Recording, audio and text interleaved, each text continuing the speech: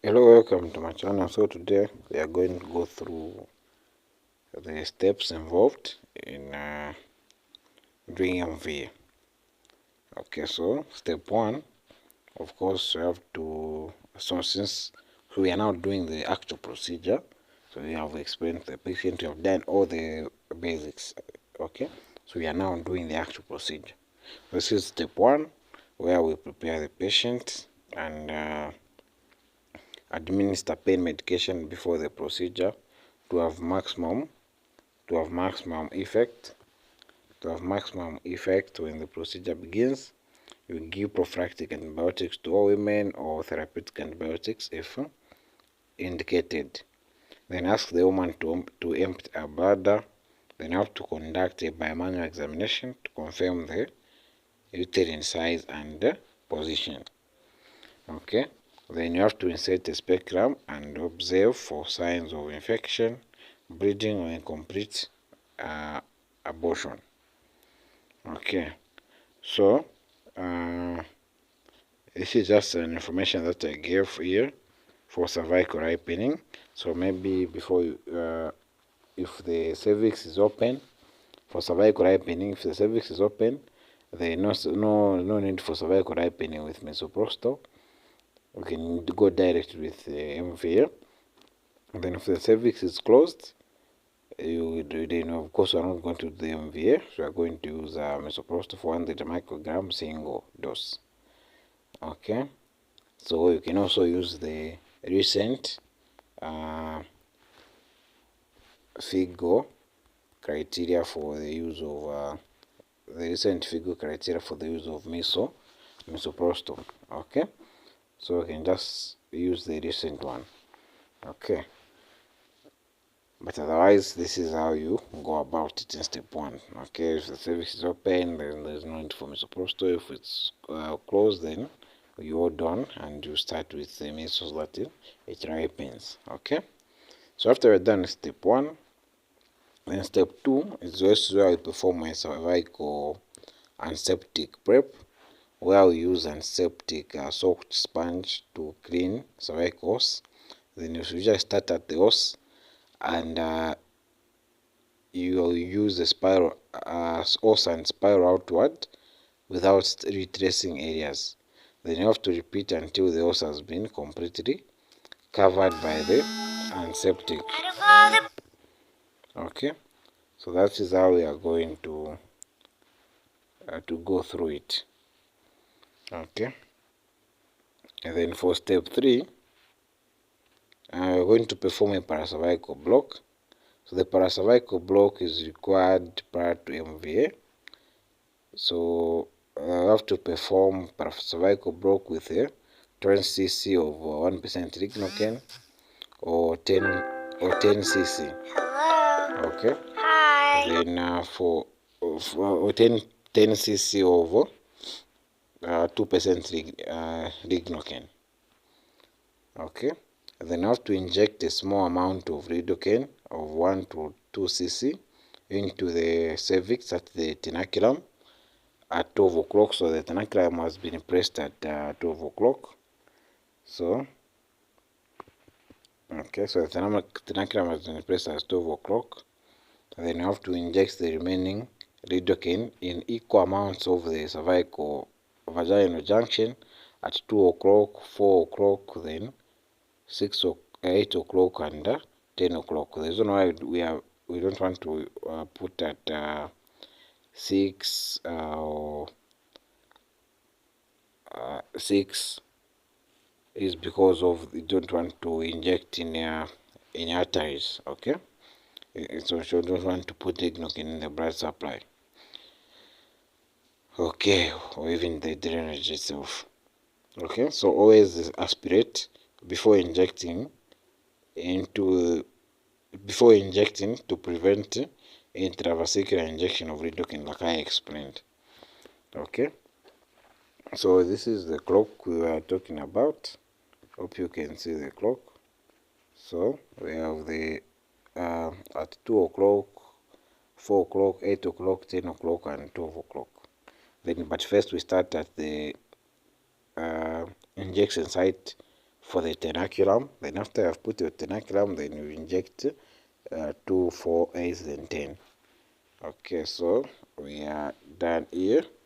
So let's go to the next. So this is more of now to simplify it, the paracervical block technique.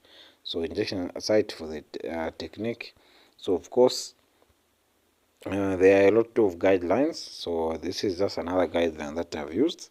So this other guideline says that you have to prepare a lidocaine syringe using 20 ml of 1% and a 3 centimeter or 1 inch needle. Then you have to place the speculum and perform cervical antiseptic prep.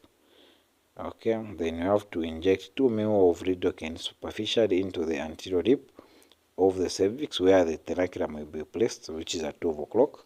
Then you have to grasp the cervix with the tenaculum at 12 o'clock. Then you inject the remaining lidocaine in equal amounts at the cervical vaginal junction at 2, 4, 8, and 10 o'clock. Then you have to begin the procedure without delay. So that's just another guideline. Okay, then the practice tip for this guideline is that you have to not exceed the maximum lidocaine dosage of 4.5 milligram per kg or 200 milligrams total. Then if 1% is unavailable, you have to use 10 mils of 2%, which may be substituted. Then at 2 points paracervical technique, injecting at 4 and 8 centimeters, it also may be used. Then deep injection of lidocaine provides more effective pain relief than superficial injection. Then you have to aspirate before injecting. You have to aspirate before injecting to prevent intravesicular injection. Then for possible side effects seen with intravesicular injection include perioral tingling, sensation, tinnitus, and metallic taste, dizziness, and irregular, slow, slow pulse. Then for mid-level providers trained to provide paracervical block demonstrate similar safety and efficacy as physicians. And then for serious side adverse effects related to paracervical block are rare. And then step 4, we dilate the cervix. So observe not touch technique when dilating the cervix and aspirating and during aspiration. And then instruments that enter the uterine cavity should not touch your gloved hand, then the patient's skin, then the woman's vaginal walls or unsterile parts of the instrument's tray before entering the cervix. Then you have to use mechanical dilators or progressively larger cannula to gently dilate the cervix to the right sides. Okay, then step 5, you have to insert the cannula while applying traction to the tenaculum. Insert the cannula through the cervix, just past the os and into the uterine cavity. So do not insert the cannula forcefully. Okay, that is how we are doing it. Okay, so let's move on to step 6. Then this is when now we prepare the aspirator. So you have to position the plunger all the way inside the cylinder. Then you have to have a collar stop in place with tabs in the cylinder hose. Then you have to push valves down and forward until they lock. Then you have to pull plunger back until the arms snap outwards and catch on the cylinder base. Okay, and I would love also to have a demonstration video where we are actually doing this. Okay, but just for the sake of this video, then we're just going through the theory part. Remove the valve cap by pressing down on the tabs of each side with one hand and removing the cap with the other hand. Open the hinge valve by pulling open the clasp. Place your right thumb beside the clasp to apply pressure and assist with opening the valve. Then, separate the cylinder from the valve. Remove the collar stop by popping the tabs out of each hole on each side of the cylinder and then sliding the collar stop under the retaining clip in the back. After the collar stop is removed, you can pull the plunger completely out of the cylinder. The last step is to remove the O-ring, which is a little tricky. You do this by pushing on each side of the O-ring and pushing up a little bit, and then using your other finger to pull that O-ring down into the section below.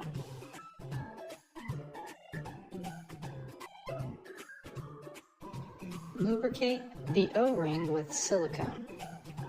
Spread 1 drop of lubricant around the O-ring with finger.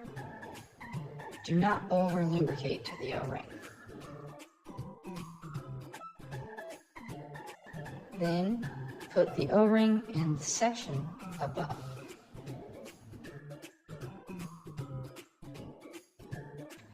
Insert the plunger in the cylinder. Make sure you push straight into the cylinder and not on an angle.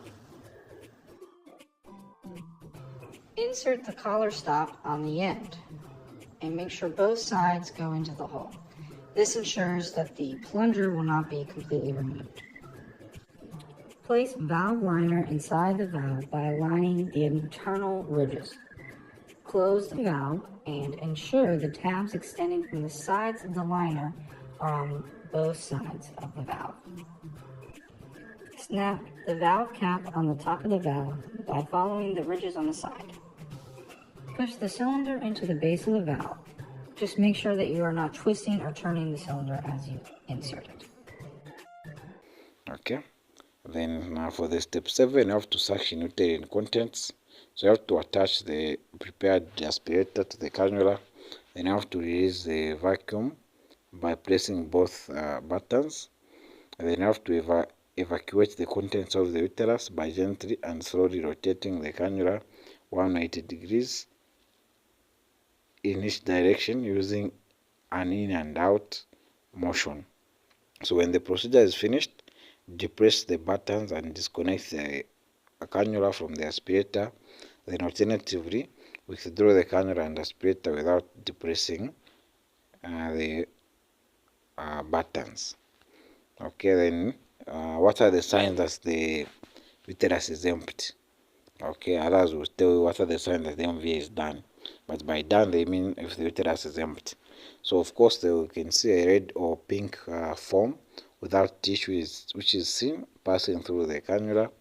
Then you can also have a gritty sensation which is felt as the cannula passes over the surface of the evacuated uterus. Then the uterus contracts around or grips the cannula. Then the patient complains of cramping or pain, indicating that the uterus is contracting. Okay, then step 8, you have to inspect the tissue. You have to empty the contents of the aspirator into a container. You have to strain material, float in water or vinegar and view with a light from beneath. Then you have to inspect tissue for products of conception, complete evacuation and molar pregnancy. Then if inspection is inconclusive, reaspiration or other evaluation may be necessary. That's step 8. Then step 9, you have to perform any concurrent procedure. So when procedure is complete, proceed with contraception or other procedures such as IUD insertion or cervical tear repair. So usually do our post-abortal care here, so our pack. Okay. Then immediately after the procedure, reassure the woman that the procedure is finished. Ensure that she is escorted to the recovery area. Then immediately process or discard all instruments according to local protocols. So, okay, then complications. So complications, we classify complications as during procedure and after the procedure. So during procedure, you can have increased bleeding, and this is also, we are also differentiating manual vacuum aspiration and EVA. Okay, so increased bleeding, uterine perforation, cervical injury, and vasovagal attack. Okay, and then after the procedure or during follow-up, you can have pain in the abdomen, excessive bleeding, then a total and incomplete evacuation. Then in terms of the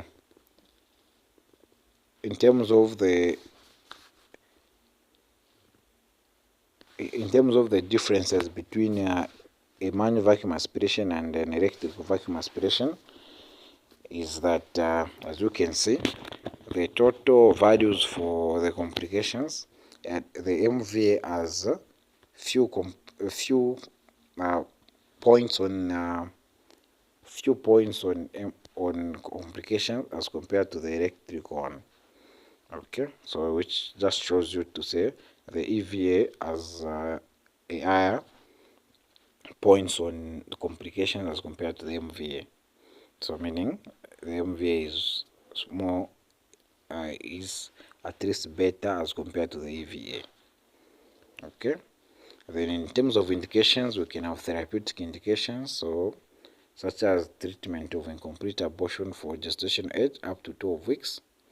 Then if a first trimester abortion, which is menstrual regression when indicated. Okay, then for a missed abortion, gestation age of less than 12 weeks, like we have established, so missed abortion, gestation age less than 12 weeks. Then also for gestation trophoblastic diseases such as molar pregnancy. Then you can also have from aseptic abortion, which is less than 12 weeks gestation. And then inevitable abortion less than or equal to 12 weeks gestation. Then you can also have blighted ovum or an embryonic gestation. So these are the therapeutic indications. Okay, so if you were to forget the therapeutic indications, just give them the types of spontaneous abortion that are available: incomplete, missed, and septic, inevitable. Okay, then one of the causes of abortion, then which is blighted ovum, can also be put there. Okay, then gestational trophoblastic diseases, molar pregnancy, at least that one is not easy to forget. Okay, then you have to note that beyond 13 weeks, beyond 13 weeks LMP, MVA is ineffective except in cases of molar pregnancy. Okay, then for diagnostic indications, we can have endometrial, biopsy, dysfunctional uterine bleeding, retained products of conception, maybe could be secondary to, which can cause secondary PPH or something. Okay, so if they are retained product of conception which may have caused secondary PPH, you might also do a diagnostic MVA. Then confirmatory tests for ovulation. Okay, then molar pregnancy up to 24 weeks. Then you have to note that administration of uretonic agents such as misoprostol before an MVA to facilitate priming of the cervix.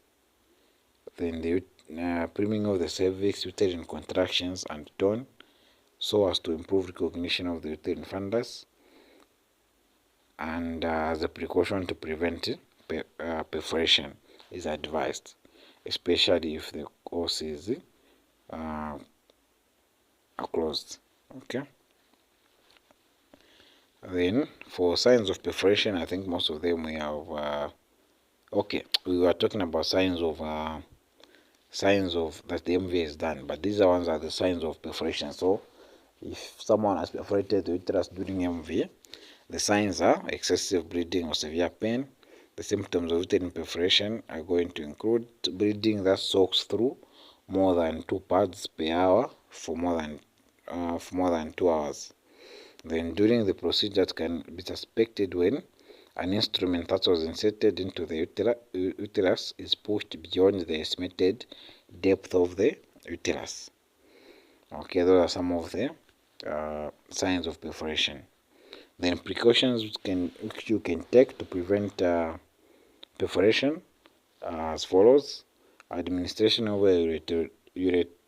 uretotonic agents such as misoprostol before an MVA to facilitate priming of the cervix, uterine contraction and tone, so as to improve recognition of the uterine fundus. And the use of uterine sound also functions to determine the cervical uterine anatomy, and in some cases direct the cervix. Then the use of ultrasound to determine the position and cavity length if sounding is not possible.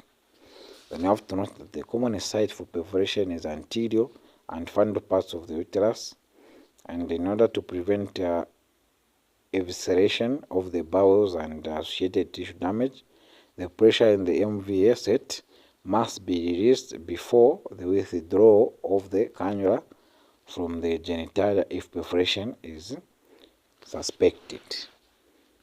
Okay, then that's the end of the tutorial, and if you haven't subscribed, please subscribe and hit the bell notification, and of course see you on the next tutorial, and check out other